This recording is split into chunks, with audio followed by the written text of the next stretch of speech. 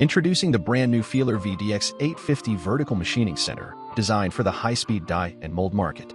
The specially designed A-shaped column base effectively increases structural rigidity. Advanced FEM software was used to design machine structures, ensuring rigidity, accuracy, and reliability.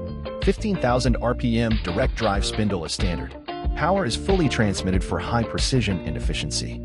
X and Z axis travel is 850 and 635 millimeters. Machine is equipped with a 24 tools automatic tool changer. Y-axis travel is extended to 650 millimeters and is suitable for mold makers with wide and long workpieces.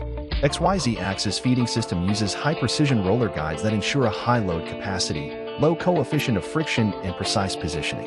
VDX excels in precision, efficiency, and surface quality. A rotary table can be added for 4/5 axis machining.